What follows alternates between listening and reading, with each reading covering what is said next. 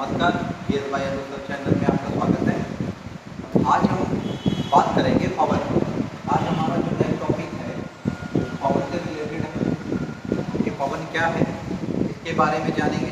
और दूसरी चीज़ यहाँ पे हम जानने की कोशिश करेंगे पवन से पहले कि पवन से पहले एक शब्द जान सकते हैं हवा।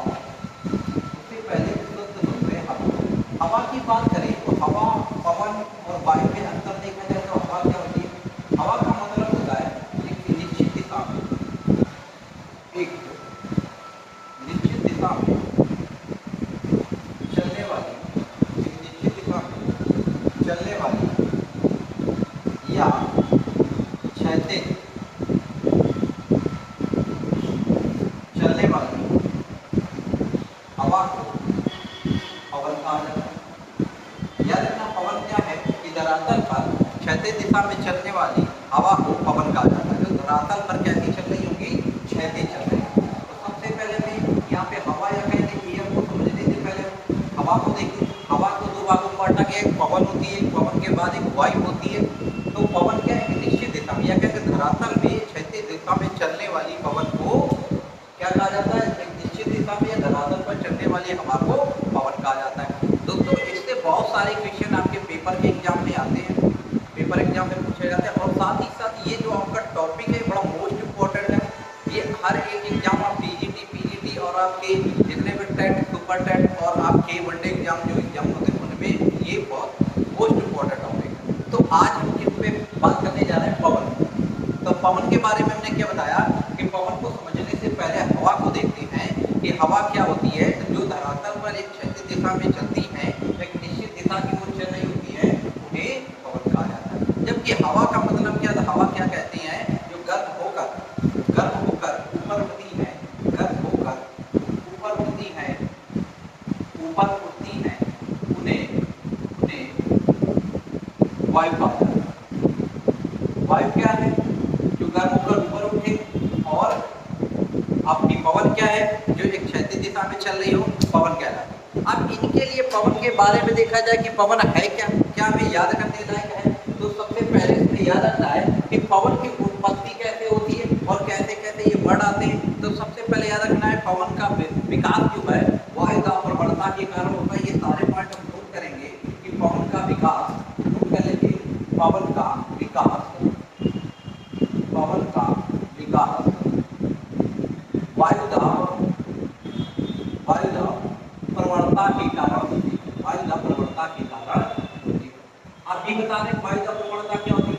वायु दाब प्रवणता के कारण होती है। वायु दाब प्रवणता का कारण का मतलब क्या होता है? वायु दाब प्रवणता का मतलब एक प्रकार का तापांतर होता है। क्या होता है? एक प्रकार का तापांतर होता है। दूसरी बात कहें कि यहाँ पर ये जो वायु दाब होता है, ये जो आपका है, ये कहेंगे हमेशा पवन, दूसरा वर्ड यहाँ पर लिखेंगे, हमेशा जो पवन होती है, पवन हाई प्रेशर से लो प्रेशर की ओर चलती है। ये दो वर्ड याद रखेंगे। उच्च वायु दाब से निम्न वायु दाब की ओर चलती है, की ओर चलती है, की ओर चलती है।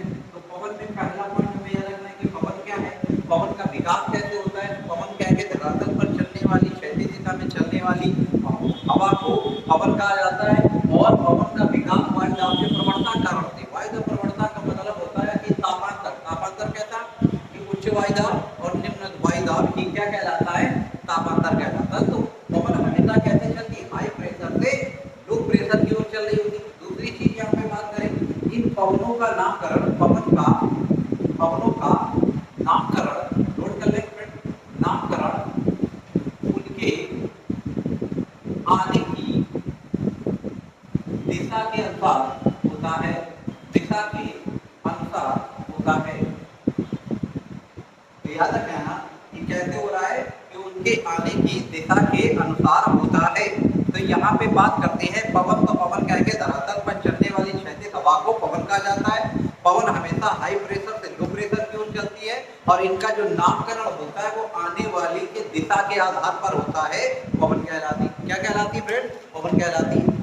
अब इसको जानने से पहले हमने कहा हाई प्रेशर और लो प्रेशर क्या होता है, ये उम्मीद करता हूं नोट कर लिया होगा। अब आगे बात करते हैं हाई प्रेशर और लो प्रेशर क्या होता है, इसके बारे में जानने की कोशिश करते हैं। तो इसको जानने से पहले हम वायु दाब के बारे में देखते हैं। वायु दाब क्या है? तो वायु दाब को आप पढ़ते होंगे E बराबर F अपॉन A होता है। वायु दाब जो होता है वो क्या होता है, एकांक क्षेत्रफल पर लगने वाले वायुमंडलीय दाब को ही क्या कहा जाता है, वायुमंडलीय दाब को लगने वाले वायुमंडलीय दाब को ही हम क्या बोलते हैं, कहेंगे दाब बोला जाता है। तो यहाँ पर चीज समझ में आ रही होगी, वायुमंडलीय दाब। और यहाँ जो ताप होता है, जो ताप होता है हमेशा दाब के व्युत्पन्नपाती होता है। ये चीज याद रखना है कि वायु दाब कहाँ से निकल के आ रहा है। तो वायु दाब के बारे में हमने बताया, वायु दाब क्या है, एकांक क्षेत्र पर लगने वाले दाब को, एकांक क्षेत्र पर लगने वाले बल को क्या कहा जाता है, प्रेशर कहा जाता है। अब यहाँ पे हमने कहा प्रेशर और ताप में डिफरेंस क्या है, तो हमने कहा ताप और डिप्रेशन जो होता है, ताप हमेशा आपके दाब के व्युत्पन्नपाती होता है। ये आपको याद रखना है, ताप हमेशा दाब के व्युत्पन्नपाती होता है। कैसे, जैसे हम कहें कि जहां पर लो प्रेशर होता है, जहां पे ताप ज्यादा हो रहा होगा, ऐसे नोट कर लेंगे, जहां पे ताप ज्यादा होगा वहां पर प्रेशर कैसा होगा, कम होगा। जहां पे ताप ज्यादा होगा वहां पे प्रेशर कैसा होगा, कम होगा। अर्थात हवा गर्म होकर कैसे उठेगी, ऊपर उठ रही होगी, ऊपर उठेगी। और ऊपर उठेगी तो ऊपर उठने के बाद क्या होता है, वो किसके क्षेत्र में आते हैं, तो कहेंगे वो उसमें क्या हो जाता है कि ऊपर उठेगी तो नमी की कमी हो जाएगी, और नमी की कमी हो जाएगी तो इसे ही क्या बोलते हैं, नमी की कमी होगी। और नमी की कमी और ऊपर उठना ही क्या कहलाता है, हवा का आरोहण कहलाता है। क्या कहलाता है, हवा का आरोहण कहलाता है। समझे, जहां पे ताप ज्यादा होगा, हमने कहा ताप ज्यादा तो दाब कम, या दाब ज्यादा तो ताप कम, ये एक दूसरे के व्युत्पन्नपाती हैं। अगर ताप ज्यादा है फ्रेंड तो दाब अपने आप कम होगा। जब दाब अपने आप कम होगा तो वायु हल्की होकर ऊपर उठेगी। जब ऊपर उठेगी तो उसमें नमी नहीं होगी। जब नमी नहीं होगी तो उस स्थिति को क्या बोलते हैं, आरोहण कहलाता है। क्या कहलाता है, आरोहण कहलाता है। और ये आपको याद रखना कि पवन हमेशा हाई प्रेशर से लो प्रेशर की ओर चलती है। कैसे चलती है, हाई प्रेशर से लो प्रेशर की ओर चल रही होती है। और इनका नामकरण आने वाली दिशा के आधार पर किया जाता है। अब हम आगे देखते हैं कि हाई प्रेशर और लो प्रेशर कहां पर देखने को मिलता है, इनके बारे में जाने। तो सबसे पहले हमने कहा कि आने पवने जो है वो आने की दिशा के आधार पर इनका नाम पड़ता है। तो इनके तीन भागों में पवन को बांटा गया। ये सारे पॉइंट आप नोट करेंगे, पवन को तीन भागों में बांटा गया है। तो एक पहले आती है स्थायी पवन, ये आप नोट कर लेंगे, स्थायी पवन या प्रचलित पवन। ना आने की दिशा के आधार पर कहा जाता है। तो पहली कौन होती है, स्थायी पवन या प्रचलित पवन। दूसरी कौन होती है, मानसूनी पवन, मानसूनी पवन, मानसूनी पवन। और तीसरी चीज देखें तो तीसरी आती है स्थानीय पवन। तो पवन को कितने भागों में बांटा गया फ्रेंड, तो कहेंगे तीन भागों में बांटा गया। ये किसके आधार पर होगा, तो ये आपके नामकरण किसके आधार पर किया जा रहा होगा, तो उनके आने की दिशा के आधार पर किया जा रहा होगा। तो स्थानीय पवन क्या होती है, स्थायी पवन वर्ष भर, लिख लेंगे, वर्ष भर एक निश्चित दिशा में, एक निश्चित दिशा में, निश्चित दिशा में चलने वाली पवन को, चलने वाली पवन को स्थायी पवन कहा जाता है। स्थायी या आप कहेंगे प्रचलित पवन कहा जाता है। तो फ्रेंड समझ में आ रहा होगा पवन क्या है, तो धरातल पे जो क्षैतिज चलती है, धरातल पे जो क्षैतिज चल रही होगी, जो धरातल पर क्षैतिज चल रही होगी वो आपकी पवन कहलाएगी। और जो धरातल पर गर्म होकर आपके ऊपर उड़ रही होगी वो क्या कहलाएगी, वायु कहलाएगी। यहाँ पे चीजें आप समझ लो। तो जो धरातल के क्षैतिज चल रही होंगे पवन कहला रही है, और जो गर्म होकर जहाँ पे हाई प्रेशर क्रिएट हुआ, हाई प्रेशर से कार हुई, ऊपर होगी, नमी की कमी हुई, तो वो क्या कहलाती है, वायु कहला रही है।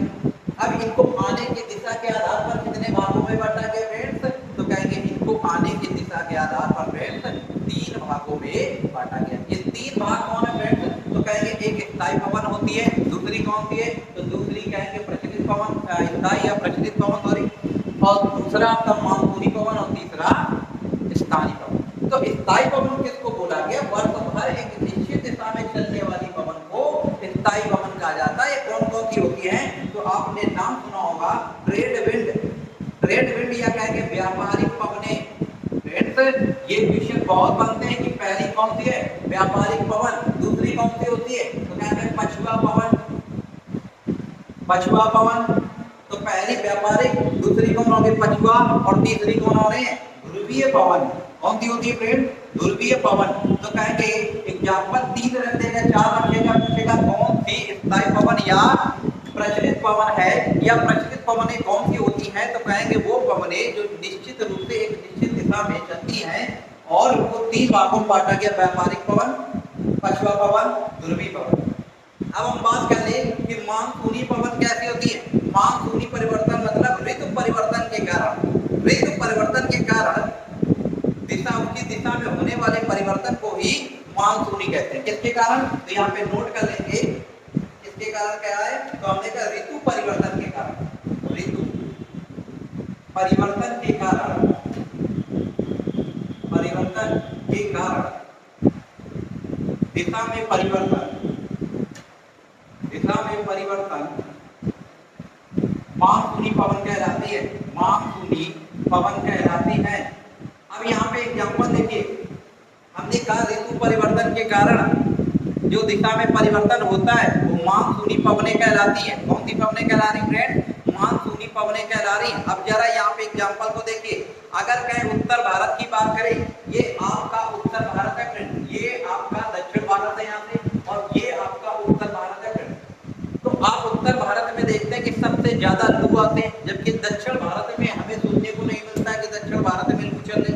अब ऐसा क्यों है, तो कहेंगे कि दक्षिण भारत में देखा जाए तो ये आपका पूरा क्षेत्र किससे घिरा है, तो ये कहेंगे पूरा क्षेत्र आपका पानी से घिरा है, अर्थात ये प्रायद्वीपीय भारत है, अर्थात ये प्रायद्वीपीय भारत है। और प्रायद्वीपीय भारत में कहेंगे क्या पाया जा रहा है, पानी। जो पानी पाया जा रहा है, एक जलवायु पाई जाती है। कौन सी जलवायु पाई जाती है, तो कहेंगे समकारी जलवायु पाई जाती है, समकारी जलवायु पाई जा रही है। अब समकारी जलवायु क्या आती है, इसको समझेंगे समकारी जलवायु के बारे में। यहाँ पे जो समकारी जलवायु का मतलब पानी जो है, क्या सूर्य की रोशनी पड़ने पर देर में गर्म भी हो रहा होगा, तो देर में ठंडा भी हो रहा होगा। तो हमने का पवन का विकास या स्थानीय या मानसूनी पवनों का विकास किस आधार पर हो रहा होगा, कंडीशन होती है कि हाई प्रेशर और लो प्रेशर बन रहा हो। आपको याद रखना, पवन के लिए क्या जरूरी है, हाई प्रेशर और लो प्रेशर बन रहा हो। अगर हाई प्रेशर और लो प्रेशर नहीं बनेगा तो आपके पवन का विकास नहीं होगा। हमने साफ साफ कहा कि पवन कैसे बन रही होगी, तो फ्रेंड्स हमने कहा पवन का विकास हमेशा हाई प्रेशर से लो प्रेशर की ओर होता है।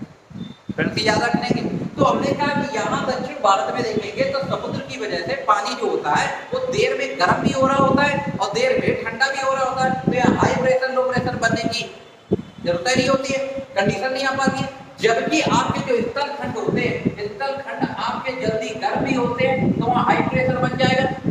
ठंडे कहेंगे हाई प्रेशर, जब स्थल खंड गर्म होंगे तो लो प्रेशर बनेगा, निम्न वायुदाब बनेगा। और जब ठंडे होंगे तो उच्च वायुदाब बनेगा। तो यहाँ लो और हाई प्रेशर की स्थिति उत्पन्न होती है।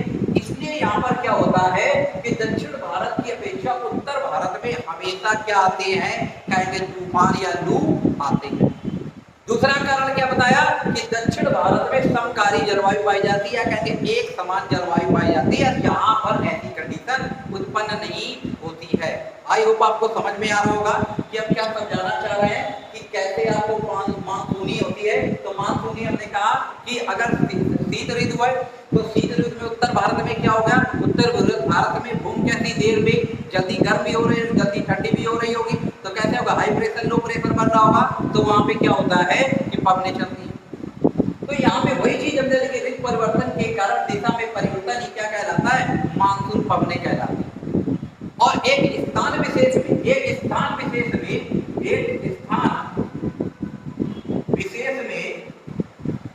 चलने वाली, एक स्थान विशेष में चलने वाली पवनों को स्थानीय पवन कहते हैं, पवनों को स्थानीय पवन कहते हैं। याद रखना, जो एक स्थान विशेष, जैसे कहते हैं कि आप उत्तर भारत में लू बोलते हो, आप चले जाओ रॉकी पर्वत में तो चिनूक बोला जाता है, बिली आप नाम सुनते होंगे। ये जो आपके पवनों के नाम हैं, ये क्षेत्र विशेष की वजह से इनको नाम दिया गया है। ऐसी पवनों को क्या बोलते हैं, तो कहेंगे स्थानीय पवन कहते हैं। तो फ्रेंड, पवन को कितने भागों में बांटा गया, 3 भागों में बांटा गया। कितने भागों में बांटा जा रहा है? 3 भागों में बांटा गया। कौन कौन से? एक स्थायी पवन या प्रचलित पवन, दूसरी कौन होती है? मानसूनी पवन, और तीसरी क्या होती है? स्थानीय पवन। फ्रेंड बस थोड़ा सा डिफरेंस है, ये एक निश्चित दिशा में वर्ष भर चल रही होंगी। कितने भागों में बांटी गई? तो व्यापारिक पवन, पछुआ पवन, ध्रुवीय पवन।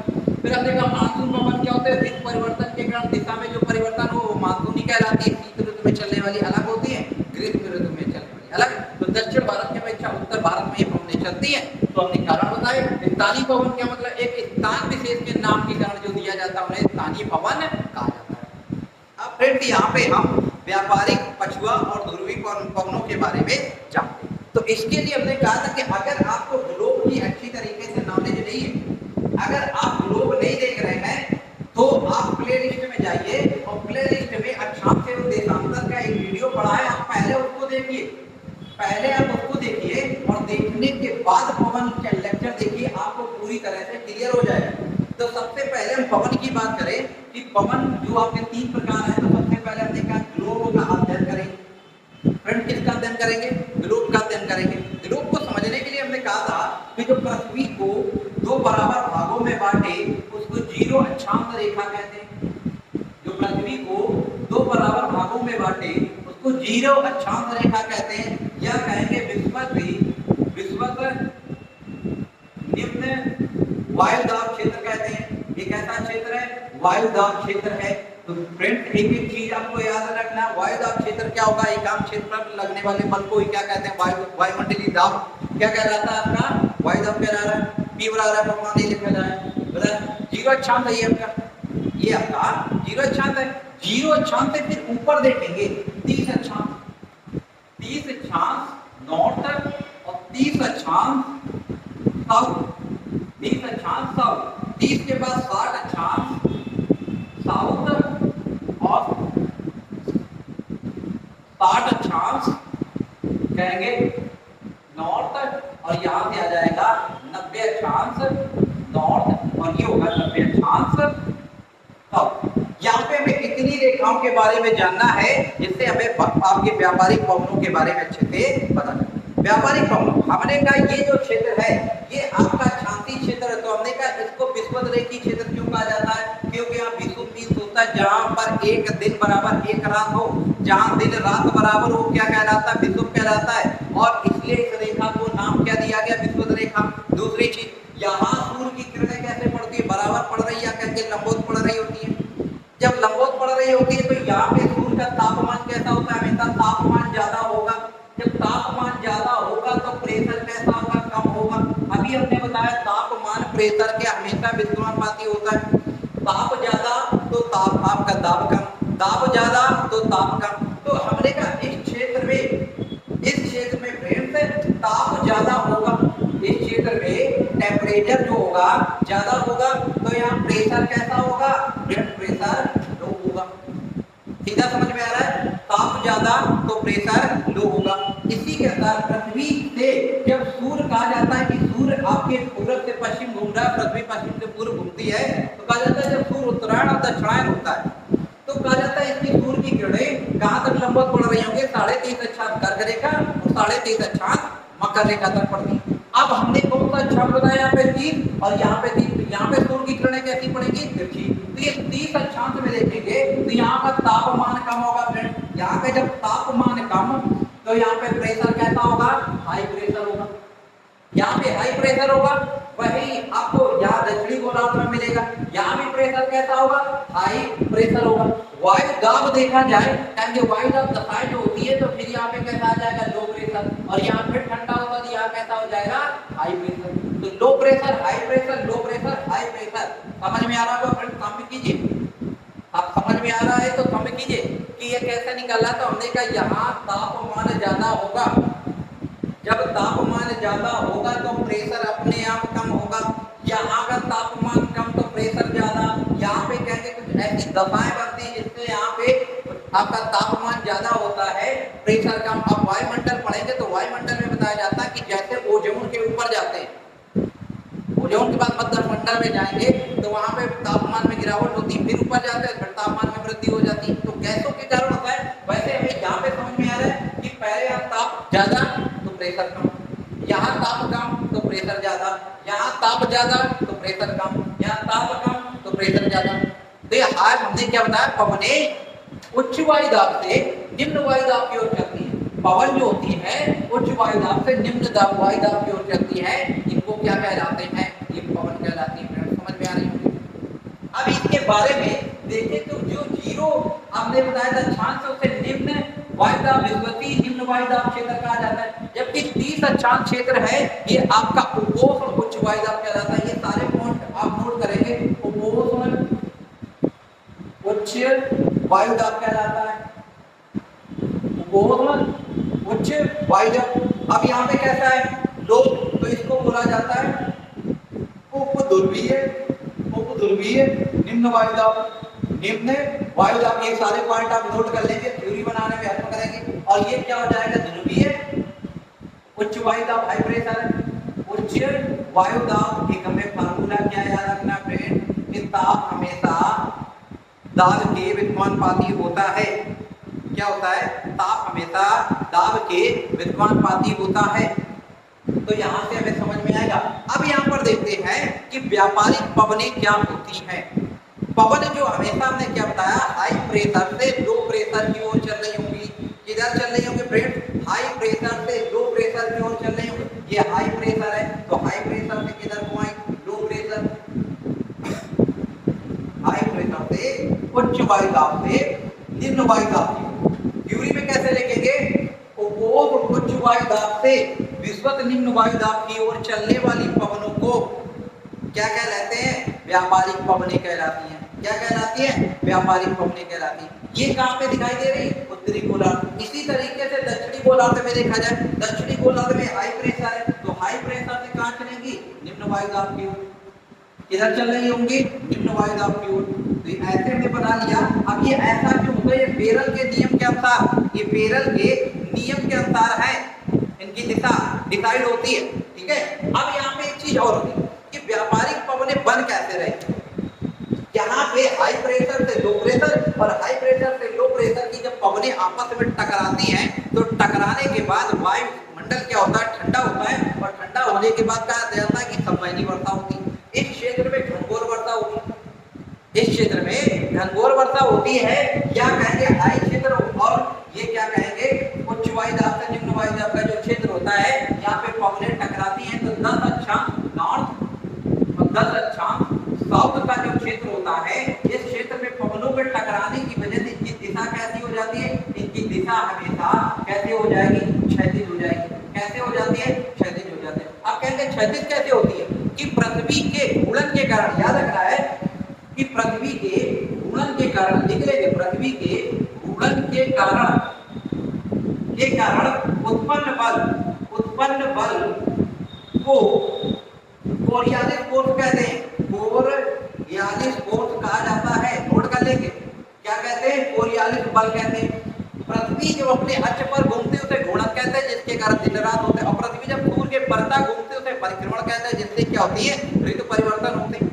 तो यहाँ पे अपने का पृथ्वी के घूर्णन के कारण उत्पन्न होने वाले बल को क्या बोला जाता है, कोरियालिस फोर्स बोला जाता है। अब यहाँ कोरियालिस फोर्स जो होता है, हमेशा आपको याद रखना है, कोरियालिस फोर्स कैसा होगा, कोरियालिस फोर्स हमेशा वायु की गति की दिशा एवं अक्षांशीय ज्या के समानुपाती होता है। कोरियालिस फोर्स जो होता है, याद रखना, वायु की गति एवं अक्षांशीय ज्या के समानुपाती होता है। ये फार्मूला होता है, आप नोट कर लेंगे कि कोरियालिस फोर्स हमेशा वायु की गति में अक्षांशीय ज्या क्या समानुपाती है। अर्थात अक्षांशीय ज्या का मतलब यहाँ क्या है, साइन थीटा। क्या लिखेंगे, डी एफ प्रोपोर्शनल वायु की गति और इनटू क्या होता है, साइन थीटा। ये हमारा फार्मूला है।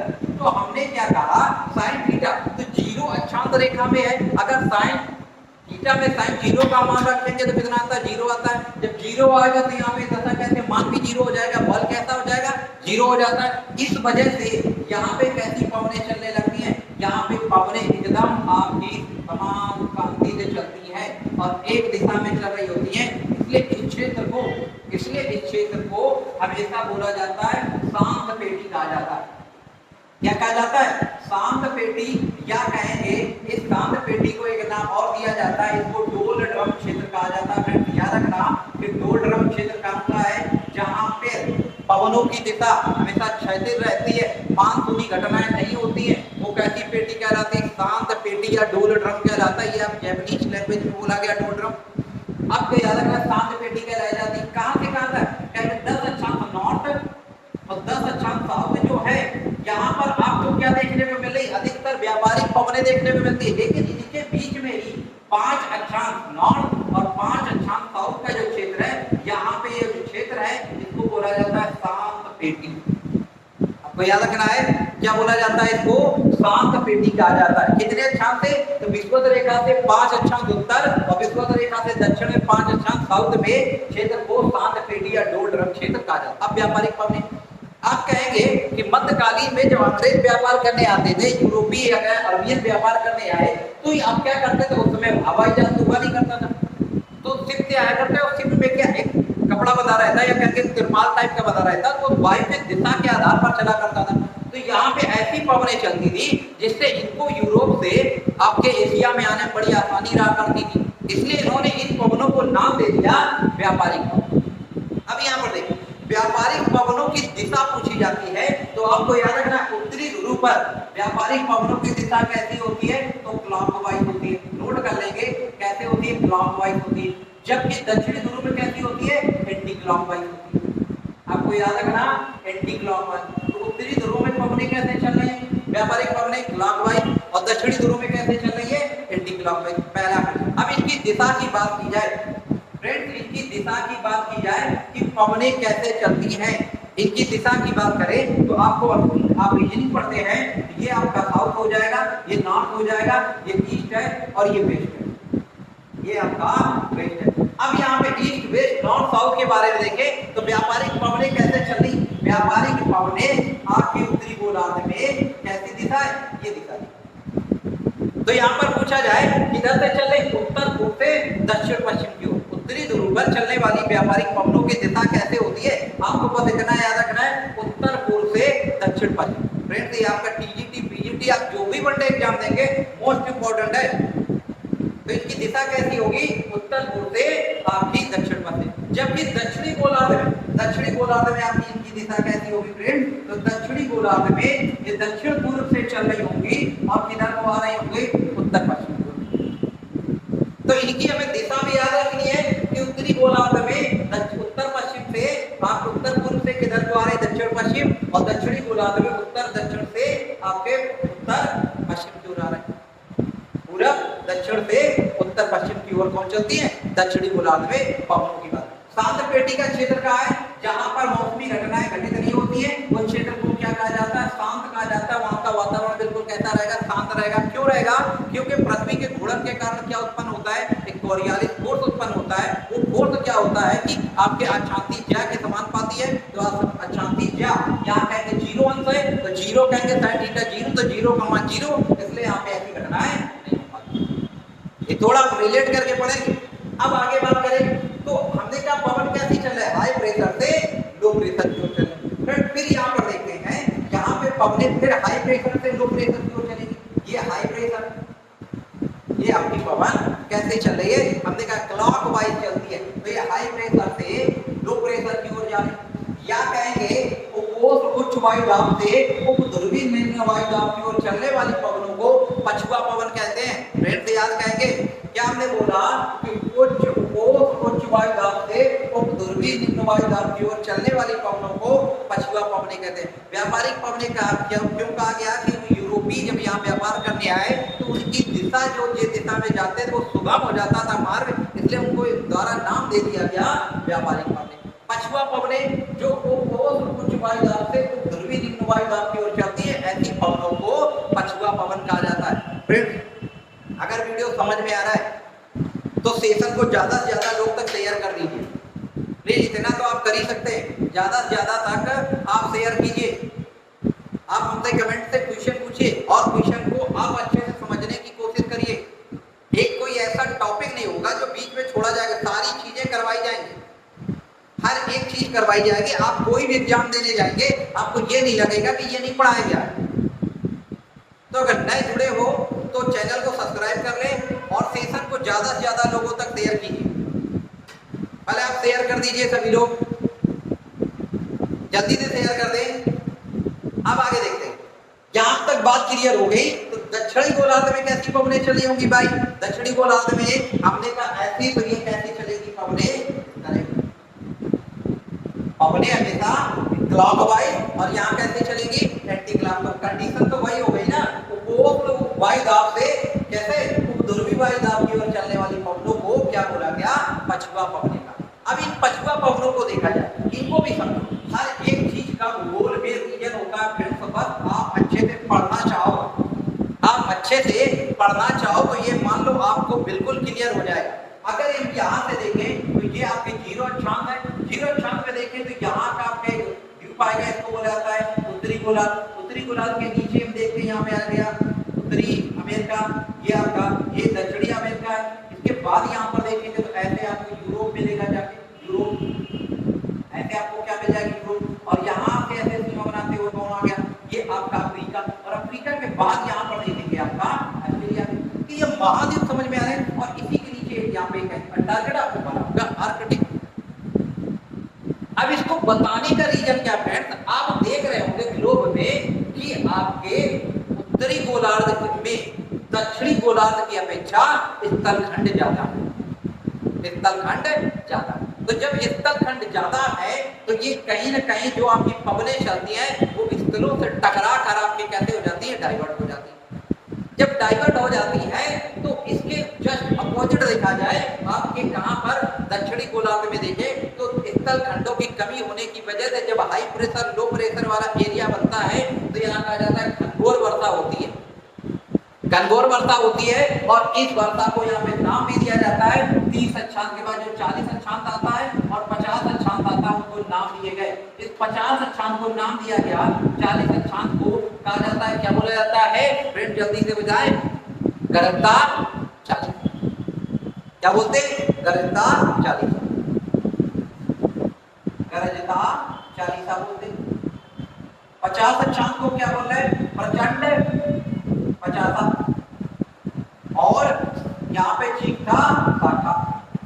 तो यहाँ पर अक्षांशों की वजह से इनको नाम दे दिया गया 40, 50 और 60, क्योंकि यहाँ पर स्थलखंड कम होने की वजह से हाई प्रेशर लो प्रेशर की पवनें आपस में टकराती है और संवैनी वर्षा यहाँ भयंकर होती है।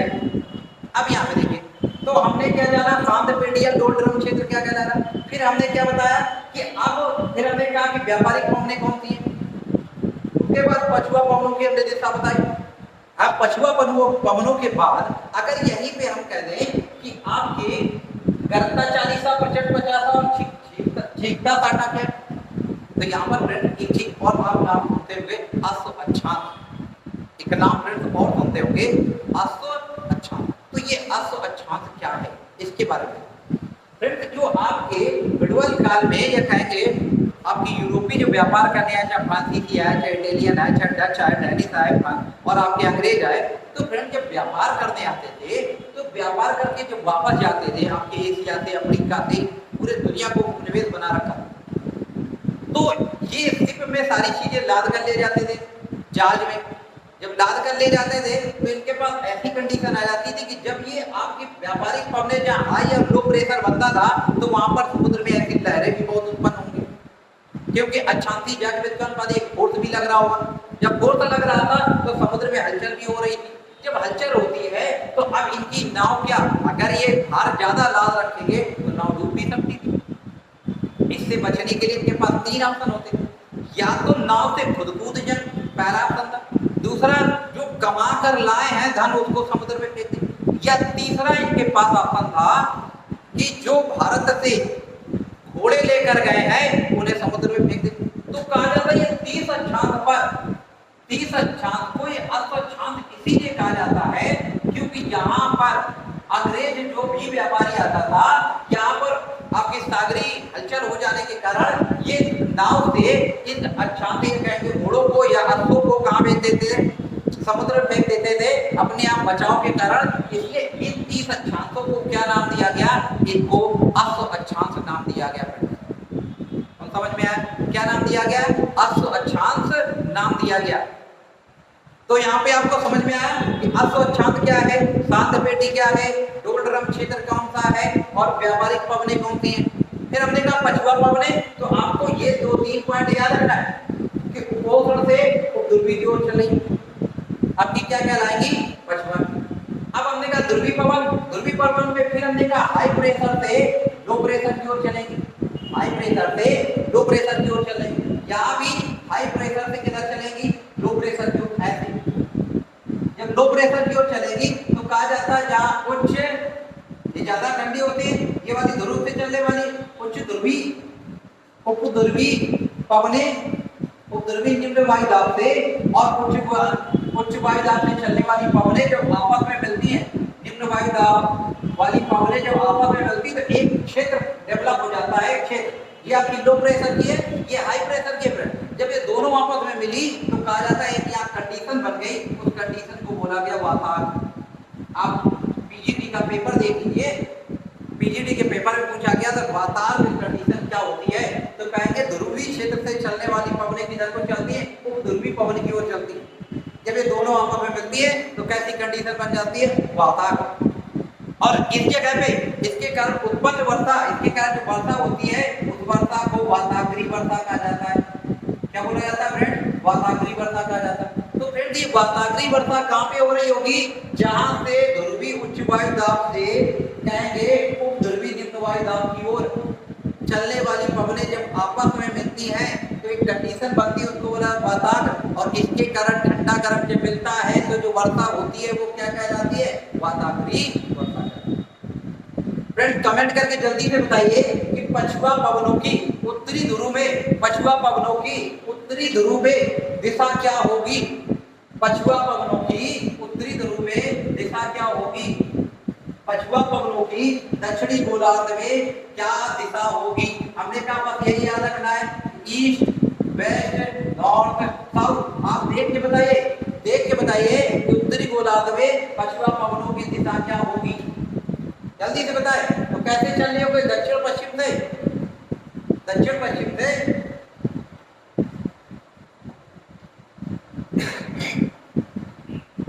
उत्तर पूर्व। कैसे चल रही होंगी, उत्तर पूर्व।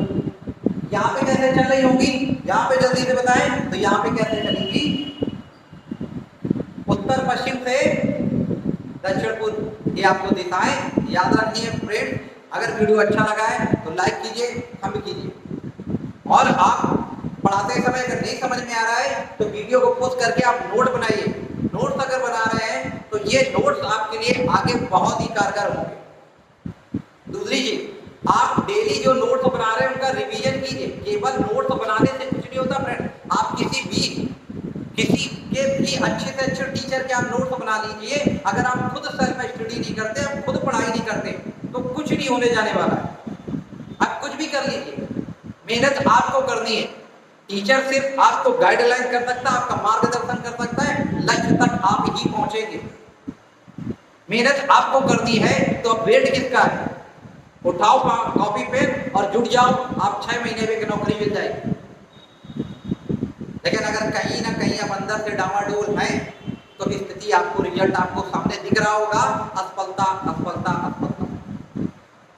दूसरी चीज, असफलता यह सिद्ध करती है कि सफलता का प्रयास हमने पूरे मन से नहीं किया।